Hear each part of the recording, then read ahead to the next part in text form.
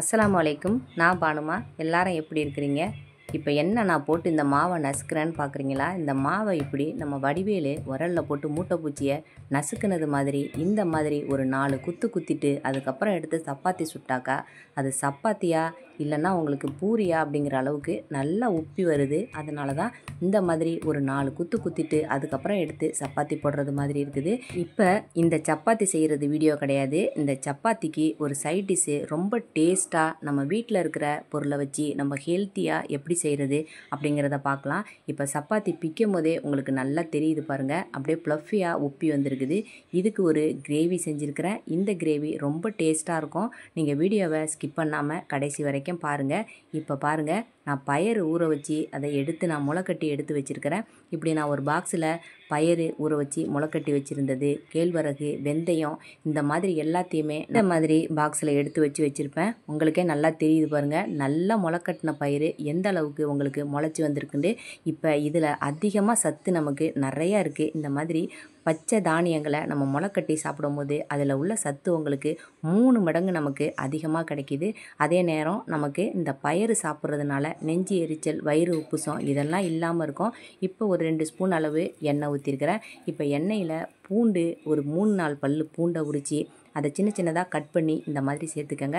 இப்போ இது கூட இந்த பயரையும் நம்ம சேர்த்துக்குவோம். இப்போ நம்ம பயறு பார்த்திங்கன்னா முழுசாக ஃபுல்லாக நம்ம வேக வச்சு சாப்பிட்றக்கூடாது. ஒரு பாதி அளவு வெந்திருக்குன்னு இந்த பயிறு வாயில் நம்ம சாப்பிடும் போது அப்படியே உங்களுக்கு கொஞ்சம் கிறிஸ்பியாக இருக்கிறது மாதிரி இருக்குன்னு இப்படி நம்ம எண்ணெயில் லேசாக வறுத்துட்டு அதை நம்ம கிரேவியாக செய்யும் போது இதில் இருக்கிற பச்சை வாசனை நமக்கு இருக்காது, ரொம்ப டேஸ்ட்டாக இருக்கும். இப்போ அதை தனியாக எடுத்து வச்சுட்டு இப்போ அதே பேனில் 1 ஸ்பூன் அளவு எண்ணெய் ஊற்றிருக்கிறேன்.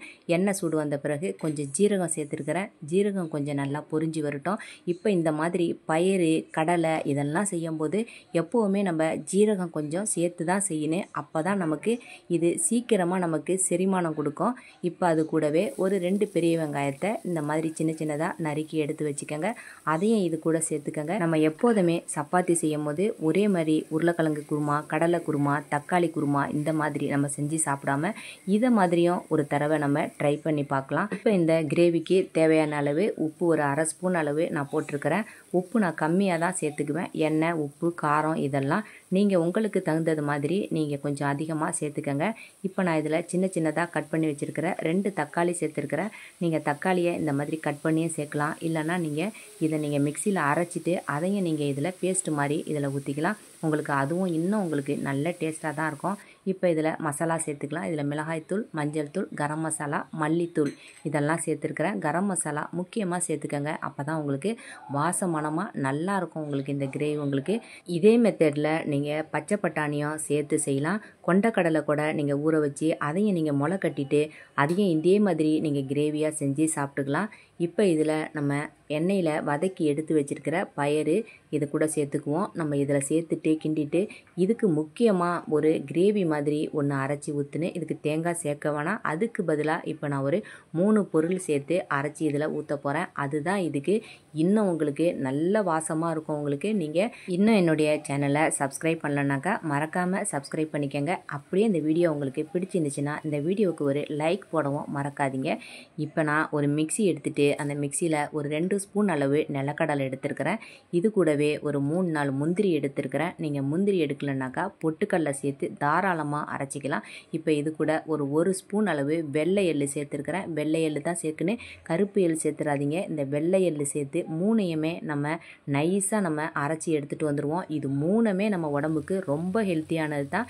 இப்போ நான் சேர்த்துருக்கிற எல்லா பொருளுமே நம்மளுக்கு அதிகமாக புரோட்டீன் சத்து உள்ள பொருளாக தான் சேர்த்துருக்கிறேன். நமக்கு எப்போதுமே இடுப்பு வலி, கால் நரம்பு இழுக்கிறது இந்த மாதிரி நிறைய பிரச்சனை வரும்.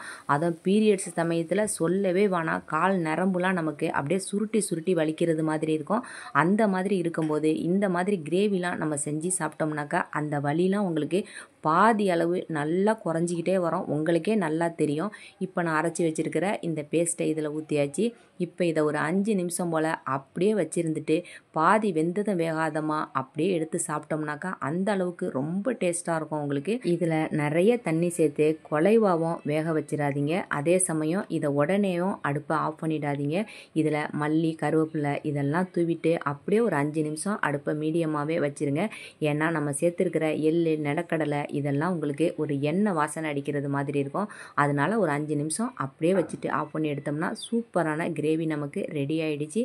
நம்ம அடுத்த வீடியோவில் பார்க்கலாம். சரியா?